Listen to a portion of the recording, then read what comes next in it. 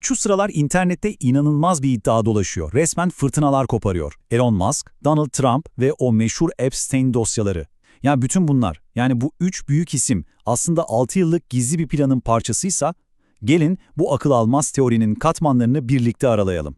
Her şey şu soruyla başlıyor aslında. Düşünsenize, bir teknoloji devinin o akıl almaz kararları, manşetlerden inmeyen bir aile dramı, hatta bir başkanlık seçimi. Ya bunların hepsi aslında dev bir satranç oyununun hamleleri ise, bu anlatı bize tam olarak bunu söylüyor. Burada tesadüfe kesinlikle yer yok.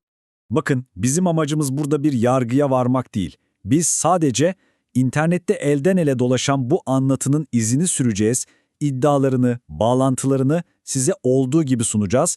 Hazırsanız bu yapbozun parçalarını birleştirmeye başlayalım.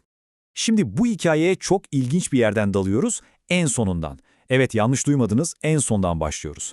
Anlatıya göre takvimler Ocak 2026'yı gösterdiğinde her şey zirveye ulaşacak. Nasıl mı? Tüm dünyayı yerinden oynatması beklenen Epstein dosyalarının açıklanmasıyla.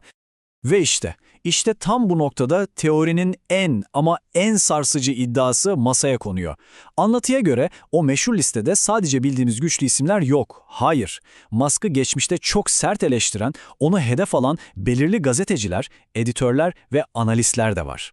Peki bu inanılmaz bir tesadüf olabilir mi? Anlatı diyor ki asla. Peki ama nasıl oldu da işler bu noktaya geldi? Bu devasa planın fitilini ne ateşledi? Hadi şimdi filme en başa saralım ve her şeyin başladığı o çok kişisel kırılma anına gidelim. O dönemde Musk'ın hayatında aynı anda iki farklı fırtına kopuyordu. Biri herkesin gözü önünde medyayla girdiği o amansız Covid kapanmaları savaşı. Ama diğeri çok daha özel, çok daha yıkıcıydı. Ailesinin tam kalbinde yaşanan bir kriz.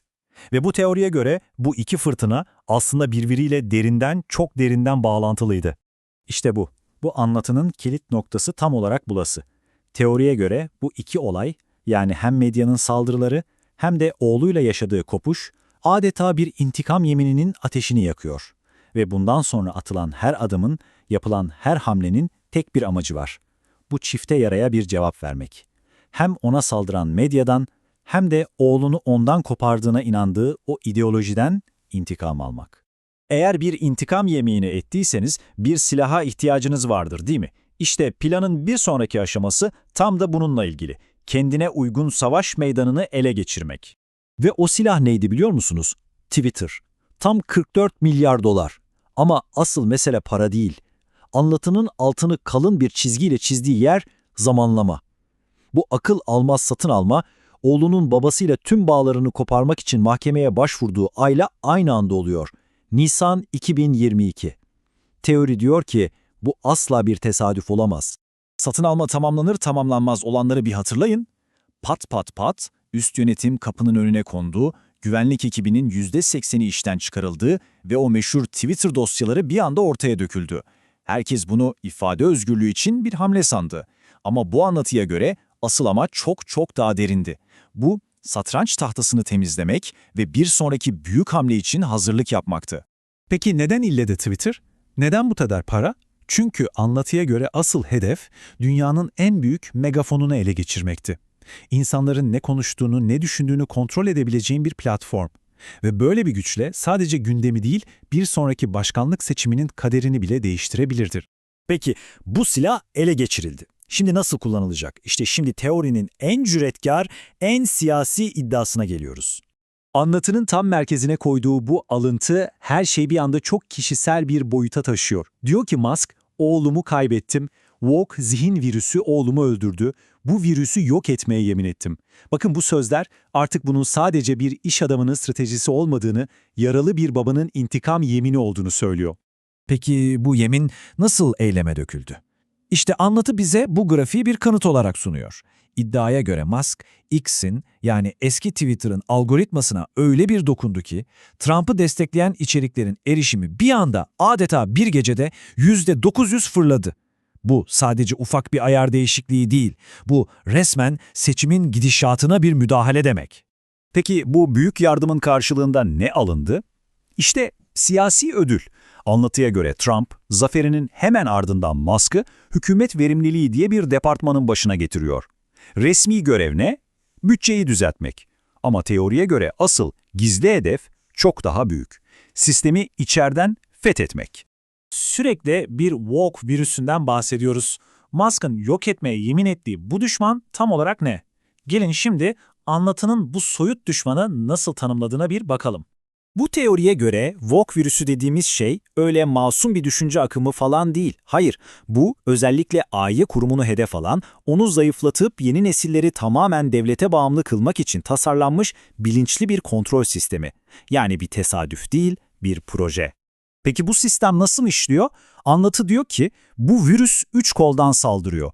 Birincisi okullar üzerinden çocukların zihinlerine girerek, ikincisi ebeveynleri tamamen denklem dışı bırakan yasalarla, üçüncüsü ve sonuncusuysa ana akım medya ve büyük şirketler aracılığıyla karşı çıkan herkesi sosyal ve finansal baskıyla susturarak.